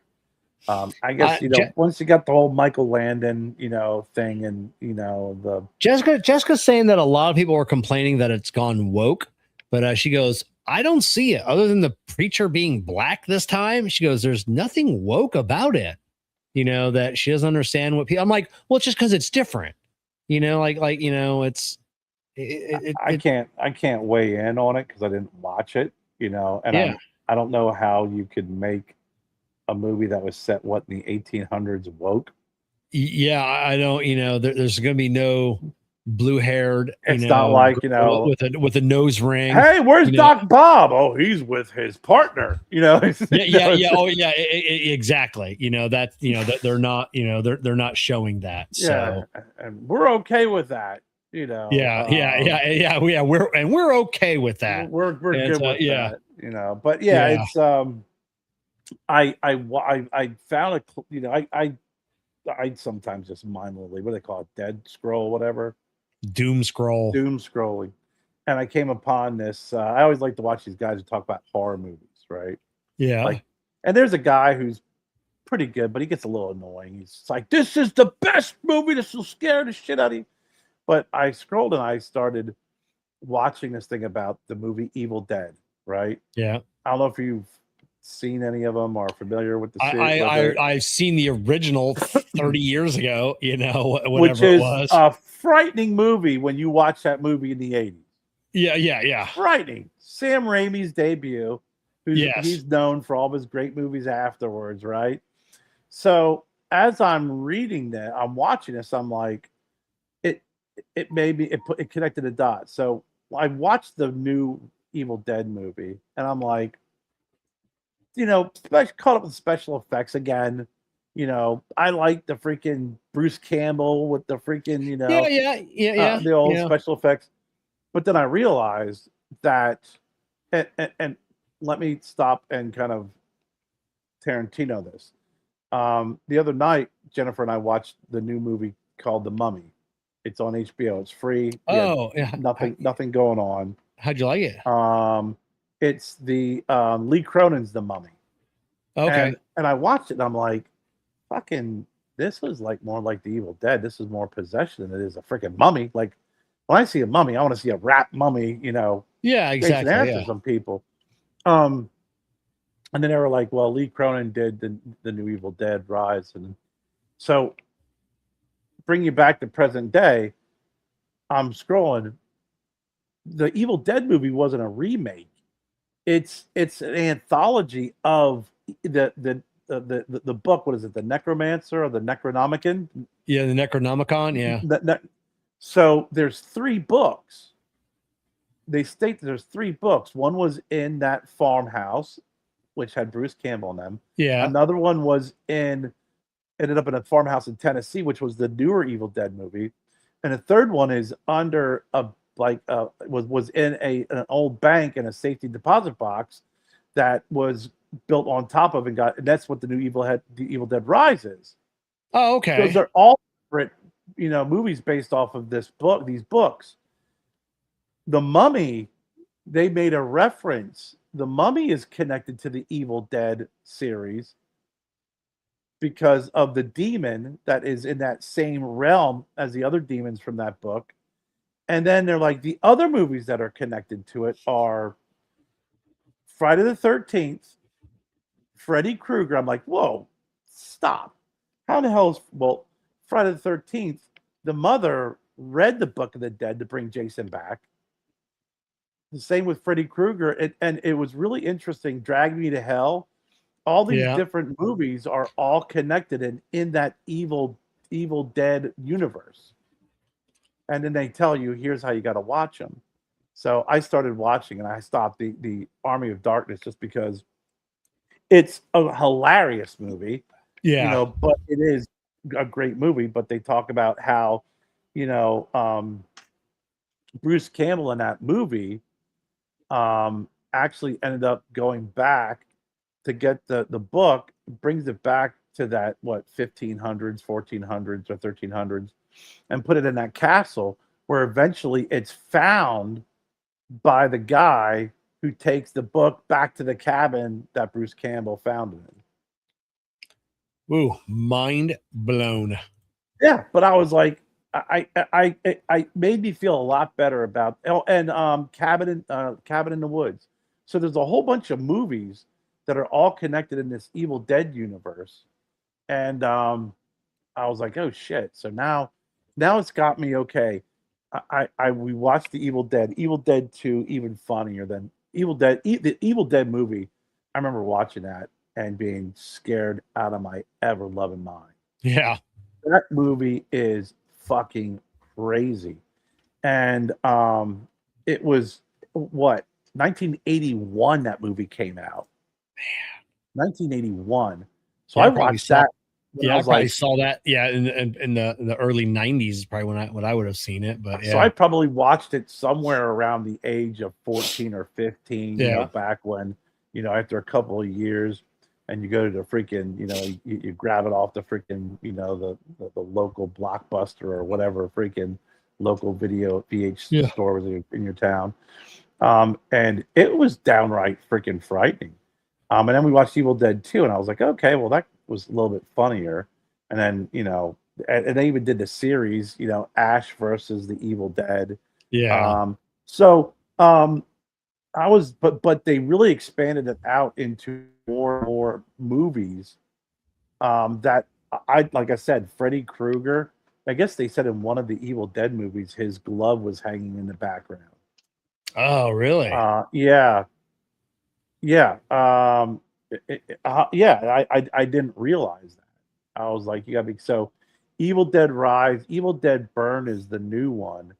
So it's, and again, they're not remakes of it. It's just telling the story of these books, these 3 different books, and then how they're all interconnected. But I found it was so crazy when the guy mentioned about um the Mummy, and I was like, the first thing I said when we watched him, I was like, this reminds me of the Evil Dead.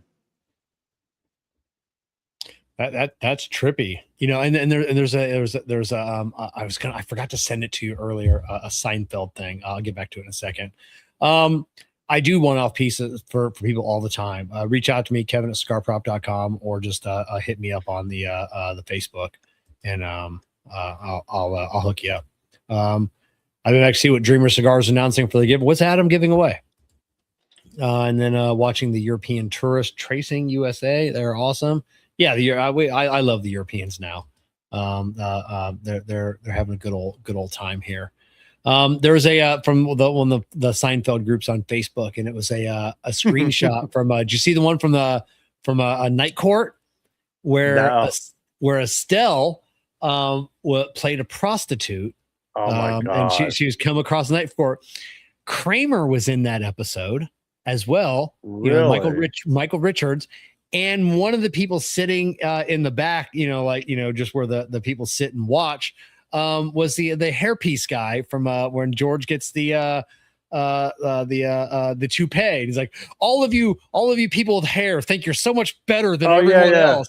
Yeah, he was in the back, and all three of them were in an episode of Night Court. Oh my god, that's great! I belong to a couple Seinfeld groups, and I love seeing the old like clips or snapshots, and then they'll always like put like a quote from the person underneath them and have it applicable to the movie that they're in,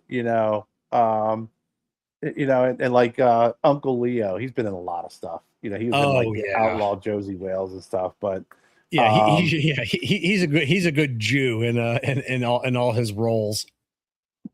But God Almighty, do you watch Curb Your Enthusiasm?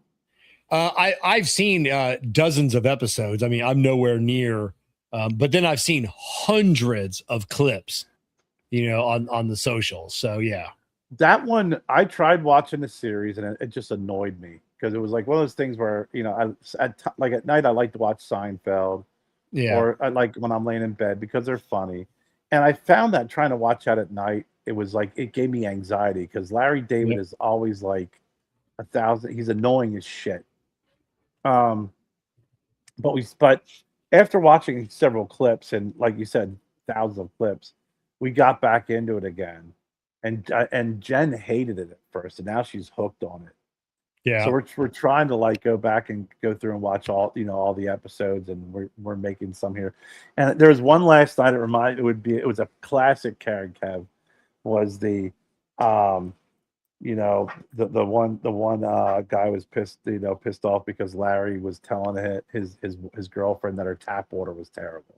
Oh yeah, I did see that one. Yeah, and he's like you can't. I can't remember. He used to be Super Dave Osborne. I think his name's Funk Meyer. Yeah. He's like, you can't. He goes, she told me it's either me or you. It's either you or her. And I'm picking her. And he goes, yeah, I can understand that. Guys our age, it's kind of hard to find a girl that'll have sex with you. And he goes, I'll tell you what you got to do is you got to send the accidental on purpose text. Yes. Yeah. I was like, that's so us, right? Oh, yeah. Oh, we were laughing so freaking hard at that. Oh my God.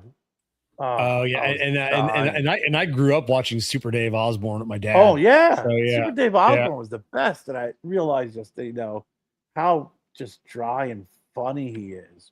He's just hilarious.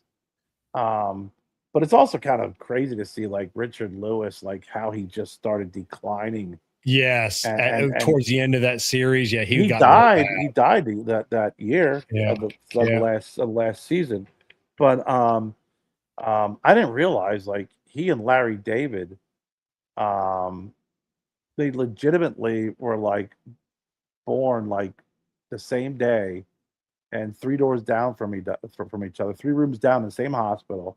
Really? And he said that they met when they're in their 20s or whatever at a nightclub, when they're doing stand up. They were talking, and the more they started talking, they realized they went to summer school. They went to summer camp together, and they used to hate Wow. each other in summer camp, and used to fight. And he's just like, "Wait, you're that Larry David, the tall, skinny kid who was anointed?" And they're like, "You're that Richard Lewis." So they had known each other from summer camp and fought each other. Wow. He said ever since that conversation, they were best friends ever since. That is awesome. You hear those stories. You see like the or you hear the stories about people that got married and then they're at their in-laws house and they see a picture of and I remember one, it was a husband and wife and they were at Disney World when they were like 5 or 6 years old, 7 years old, whatever it was. And it was the on this one it was the wife and a little girl family photo. In the background was her husband who happened to be at Disney World at the same time with his family and was caught in the picture, that she found and when she was at her new in-laws house. Like, it's like, oh my God, like we were at Disney World on the same day and they caught That's you in the crazy. background. Like the picture of Costanza in the background of Couglers. Yeah. Yeah. Yeah. Oh my God. What There's a short, fat guy, bald guy. Yeah. You really lost a lot of hair. I'm aware. I'm aware. Oh my God, that was great. Oh God, that fucking that show just is just. I like the older shows. Like I'll still run through and watch old Cheers. Yeah. Cheers is another one that just makes me laugh. I love the humor. Seinfeld's another one. I was just watching and it was an old interview with the postman, the mail guy, Newman. No, not Newman. No, from Cheers. Cheers. Cliff Clavin, and he was reading for a couple of roles in Cheers, and he didn't get any of them. But his dad owned a bar, and then I guess on his way out of the because he knew he didn't get the role, and he goes, "Hey, do you have like a bar know-it-all?" And they go, "What do you mean?" He goes, "Well, every bar's got that guy, that knows everything, that has all the crazy stats," and he created his own role for that show, and it's just I think I heard that somewhere. Watched that interview. Yeah, and it's the same as a cigar lounge. You got that guy, that it's like, you look over and it's like, hey, is that true? Or what do you know about that? It's Maduro. It's a little bitter. Yeah, let me tell you something. The Maduro leaf. Oh my God, that's great. Those were great. What's funny is I send you clips. I love Parks and Recreation clips. They make me laugh. I can't watch the show. I did the first couple seasons and I just couldn't get into it, but I can't. But the clips I can, because they just pick out the greatest clips. They are. Ron freaking what's his face was young in that show. Chris Pratt.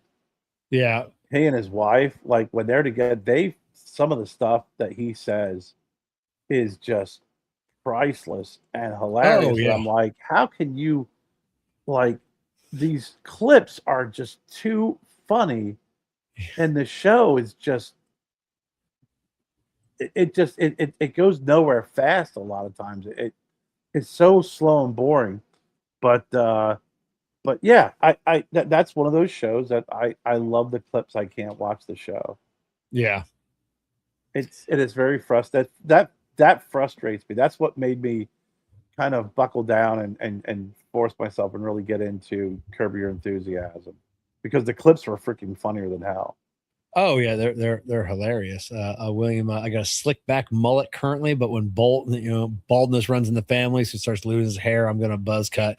I can tell you when I started shaving my head, because I rocked a mohawk for a while, and full mohawk, and then the mohawk didn't connect anymore because I had the middle bald patch. I wouldn't grow hair. The friar tuck.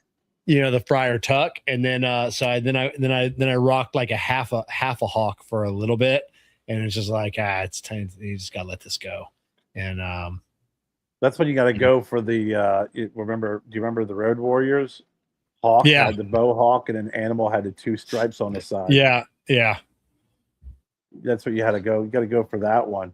Go for the Yeah. double stripes. Yeah, now just I'm happy. Well, my head's all tattooed, so at least I look cool with a bald head. So Well, there's that. Yeah, I was telling Jen the other day. I was like, it's been so freaking hot in Cuba. I said, I we cut my hair a while back, cut it really short. I said, I think I'm just gonna shave my head. I said, it's just so freaking hot, man. I said, I shaved my head years ago. I did, like when I was in college, and I was like, because I saw my dad, I saw my brother, I saw I'm like, I know what it's inevitable, right? And I'll tell you, I've been holding on to my hair for a hell of a lot longer than any of my family members have. yeah, And I'm like, okay, but when I was younger, I didn't know, so I'm like, shave it, clip it, give me the Bic razor, shave my head, and I was like, all right, I got a decent dome. There's no crazy freaking dents. It's not freaking shaped a certain way. I mean, I know that when it's time for the hair to go, I'll have at least a decent dome. Yeah, these guys at work, I mean, they're just dripping. Their hair soaked all day, and I got my bald head, and I wear, I rock the sweatbands, and I'm just cool as a cucumber. My head just bleeding off all that excess heat into the all you gotta do is wipe it with a towel, clean. You're not like trying to dry your hair, and then your hair drips on your freaking shirt, which makes it even worse. Yeah. No, I mean, when I was in college, I mean, for most of my time, especially during football season, I usually kept a mohawk, or it was shaved down, bald. And I think one year I grew like one of those really long mohawks, and it was like all curly and stuff. But it was just so much easier that way, so much cooler.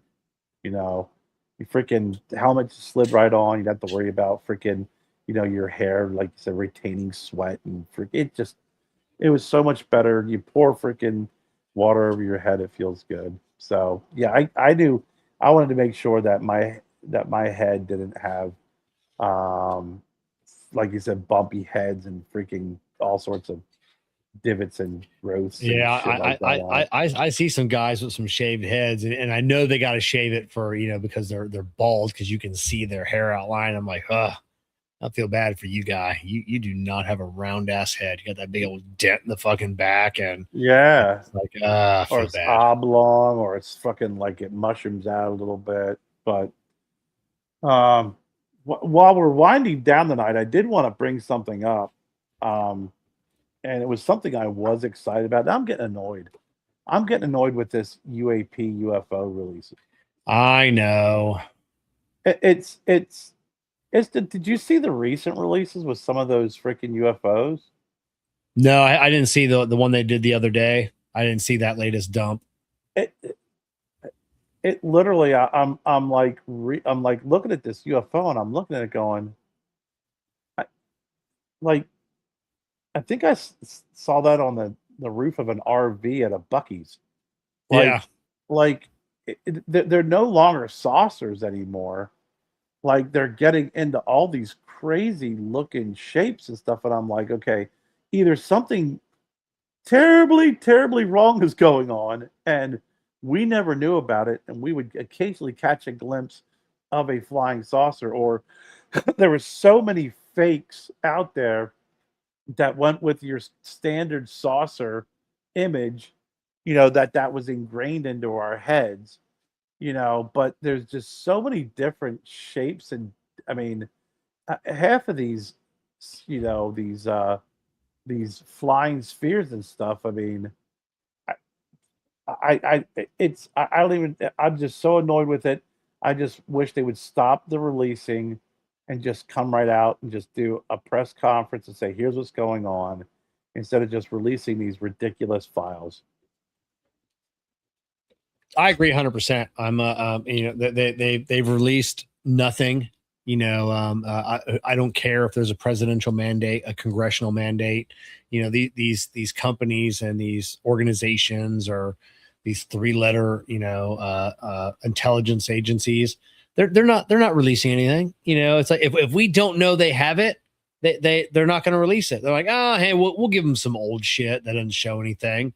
You know, you've been seeing a lot of the deep fakes from so-called these Russian alien videos from the 80s, and and some of them they're really good videos, and I know they're all deep fakes, but I'm also hoping like one day they come out and be like, yeah, those were all real, or those 2 or 3, yeah, those were real videos. Like they just got released along with the fakes. They probably are. Yeah. I mean, it's you know, but I mean, a lot of these crafts you're seeing. I mean, my suspicion is a lot of these crafts are freaking. They're made here. They're made here. There's when you start seeing all these crafts with lights on them, then you're starting to get folks that are doing here's the craft. Now we're going to do our 4D rendering of it. Yeah. And then when you see the rendering of it, you're like, oh my God, it irritates me even more. Yeah. I don't know, man. I was all excited about it. That damn doctor, he's worked on my last nerves. Oh, Greer. Yeah. Greer. He's on my last nerve as well. I don't even watch his stuff anymore. He's just, just one of those guys that it's coming. They and like we've talked about privately, it's like, he's like, yeah, they just 2 weeks ago, I was in this military base, and then describes everything to a T.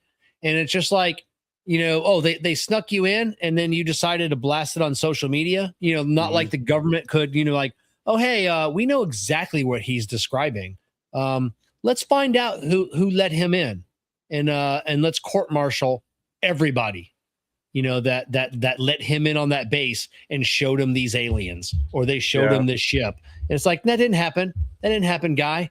No. It's just, no, he's always, or he's part of the disinformation campaign, like they're, they really are letting him in and, giving him just tidbits and then just telling him, things. And then, that they know what he's going to do. He's going to be like, I saw it.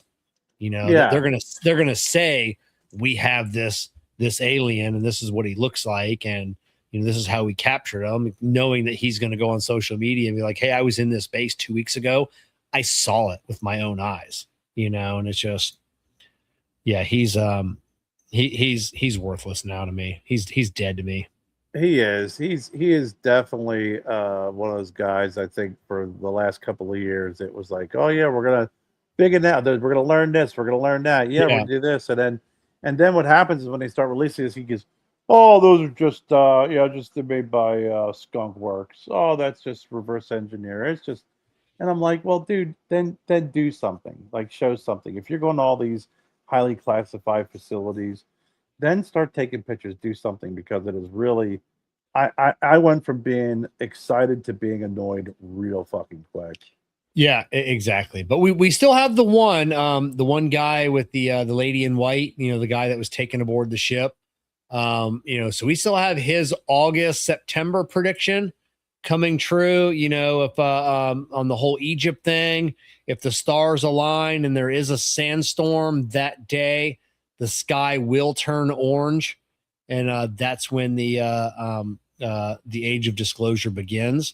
So, and even Russ supposed to lose gravity for like 30 seconds or whatever it is. Yeah. If we lost gravity for a fraction of a nanosecond, fucking this world would be over in that nanosecond. But yeah, so even the astrophysicists have all said it's going to happen. Those stars are going to align over Egypt, like August or September. It's happening. Like, and like I said, and they say if there is a sandstorm at that time, the sky will appear red as those stars are over the Great Pyramid or over the Sphinx. Like that can happen. And he goes, but like you can predict the movement of stars, 100 years from now.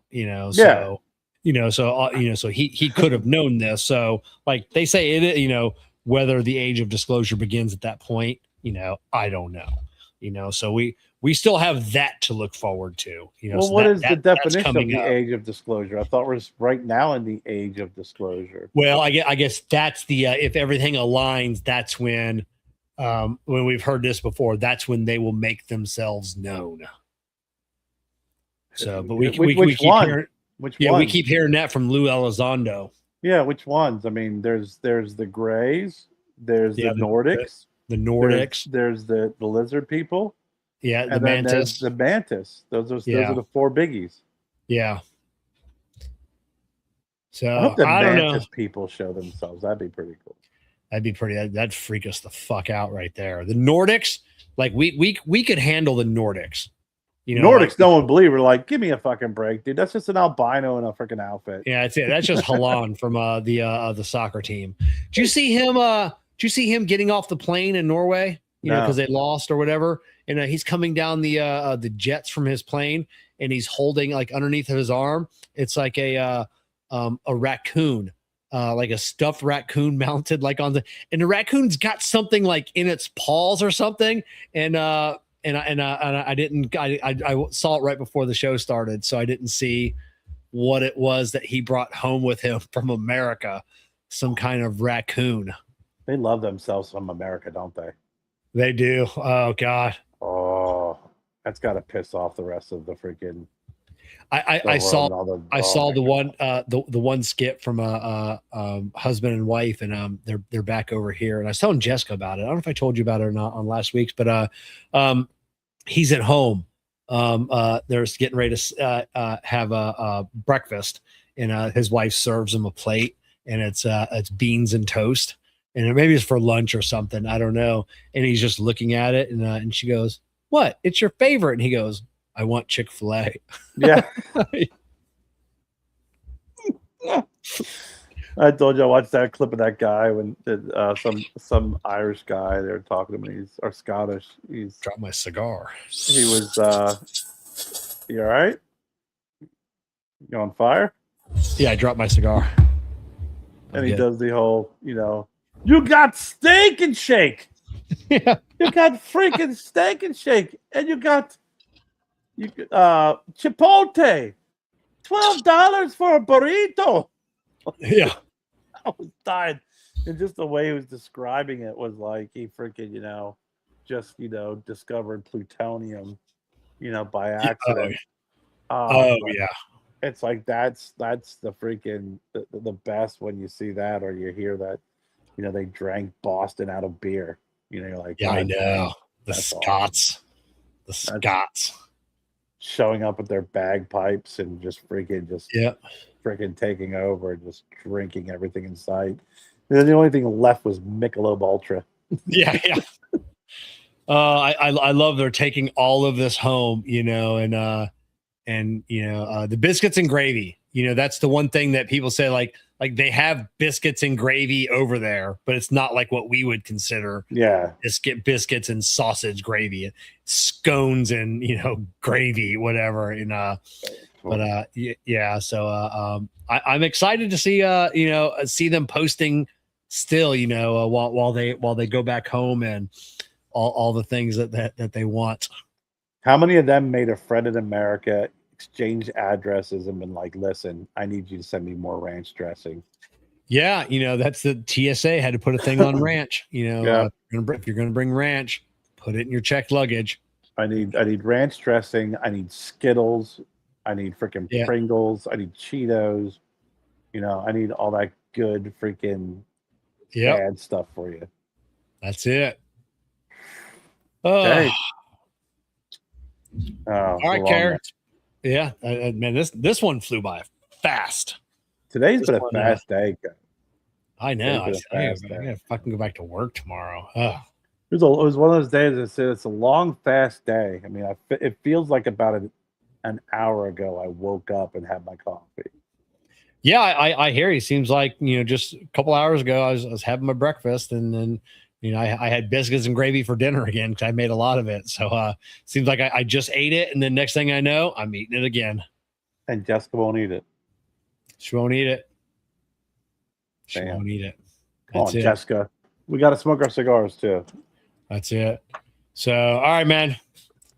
we'll see everybody next Monday night for sure. Yeah. So, right. all right, everybody have a good evening.